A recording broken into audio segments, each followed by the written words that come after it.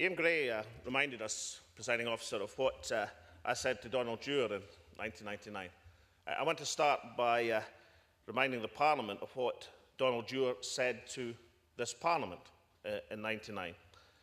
When Donald invoked Scotland's diverse voices, he said, "The speak of the Mearns, the shout of the Welder above the din of the Clyde shipyard, the battle cries of Bruce and Wallace."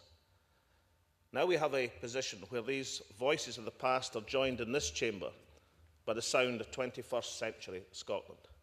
The lyrical Italian of Marco Biagi, the formal Urdu of Hamza Yousaf, the sacred Arabic of Hanzala Malik.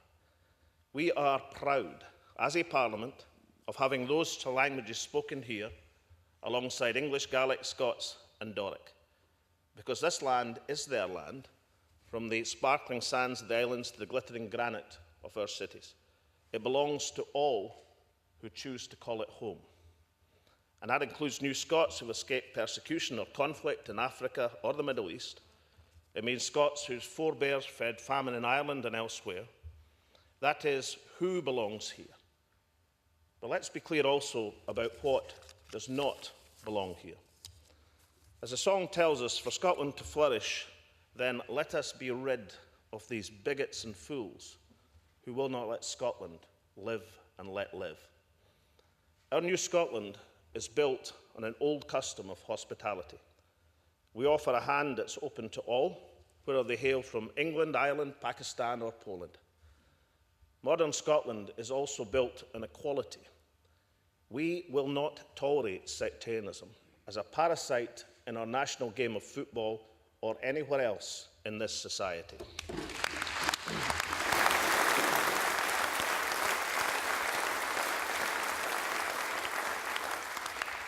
Because Scotland's strength has always lain in its diversity.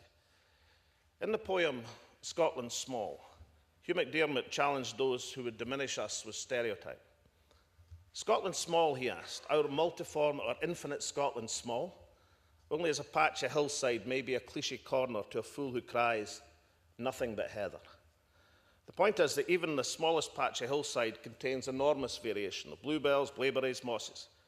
So to describe Scotland as nothing but heather is, as McDermott said, marvellously descriptive, but totally incomplete.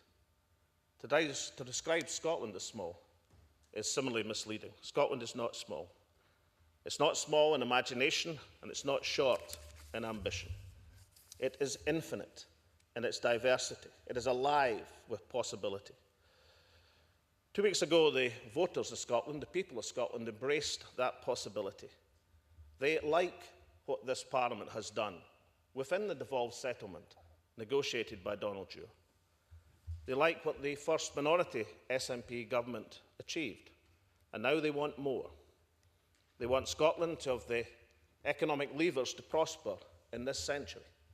They are excited by the opportunity to reindustrialise our country through marine renewable energy, offering skilled, satisfying work to school leavers and graduates alike. But they also know that we need tools to do the job properly. And this chamber, I believe, understands that as well.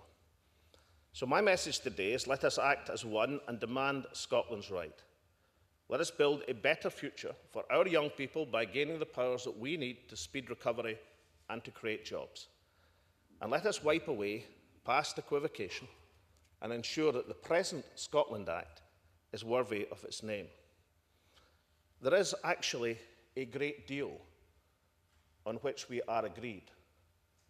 Occasionally in the hurly-burly of an election campaign, and I'm as guilty as this as anyone else, we tend to forget that. So let's just remember the extent of the agreement that we share across this Parliament.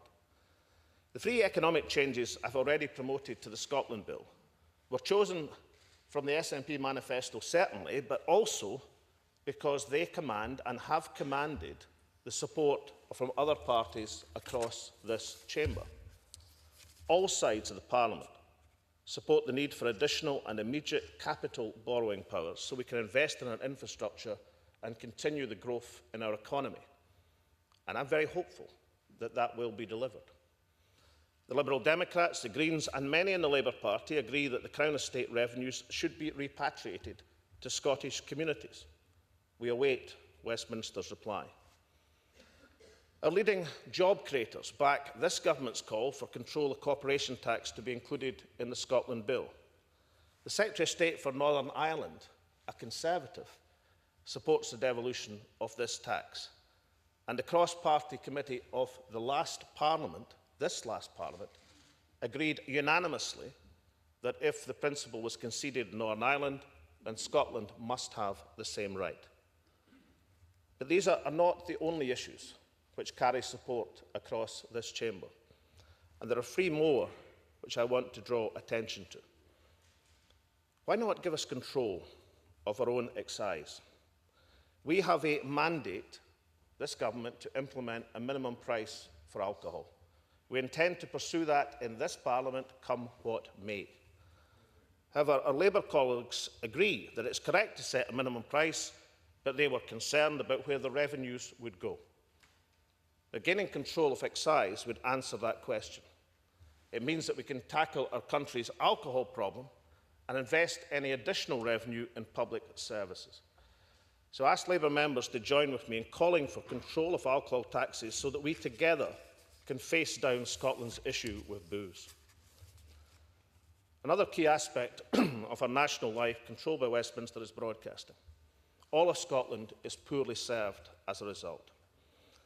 If we had some influence over this currently reserved area, we could, for example, create the Scottish Digital Channel, something that all parties, every member in the last Parliament supported as long ago as the 8th of October 2008. We agree that such a platform would promote our artistic talent and hold up a mirror to this nation. How Scotland promotes itself to the world is important. How we talk to each other is also critical. These are exciting times for our country. We need more space for our cultural riches, for our lively, intelligent discourse about the nation we are and the nation we aspire to be. Finally, many of us, I think a great number of us, believe in this globalised era, Scotland needs more influence in the European Union, particularly in the Council of Ministers. At the moment, that is in the gift of Westminster. Sometimes it's forthcoming, more often it's withheld. Now, we in the Scottish National Party argue for full sovereignty. We will continue that argument. It would give us an independent voice in the European Union. However, short of that, the Scotland Bill could be changed to improve our current position. When the first Scotland Act was debated back in 1998, there was a proposal, as I remember it, from the Liberal Democrats, to include a mechanism that gave Scotland more power to influence European policy. It was defeated then. But why not revisit that proposal from 1998? Let Scotland have a guaranteed say in the forums where decisions are made that shape our industries and increasingly our laws. Now, I've outlined 6 areas of potential common ground which stretch across this Parliament to a greater or lesser extent. Borrowing powers, corporation tax, the Crown estate, excise duty, digital broadcasting, and a stronger say in European policy. I think we should seize the moment, act together to bring these powers back home. Let this Parliament move forward as one to make Scotland better. Norman Craig observed that when you swish your hand in a stream, the waters are muddied, but then they settle all the clearer. On May the 5th, the people of our country swished up the stream, and now the way ahead is becoming clear. We see our nation emerge from the glare of self-doubt and negativity. A change is coming, and the people are ready. They've put ambition ahead of hesitation. And the process is not about endings, it's about beginnings. Whatever changes take place in our constitution, we will remain close to our neighbours. We will continue to share a landmass, a language, a wealth of experience and history with the other peoples of these islands. My dearest wish is to see the countries of Scotland and England stand together as equals. There is a difference between partnership and subordination. The first encourages mutual respect, the second breeds resentment. So let me finish with the words of Andrew Fletcher of Saltoun, who addressed this Parliament in 1706, before it was adjourned for 300 years. He observed that all nations are dependent, the one upon the many. This much we know. But he warned that the greater must also always swallow the lesser. If that's the case, we are all diminished. His fears were realized in 1707. But the age of empires is over. Now we determine our own future based on our own needs. We know our worth. We should take pride in it.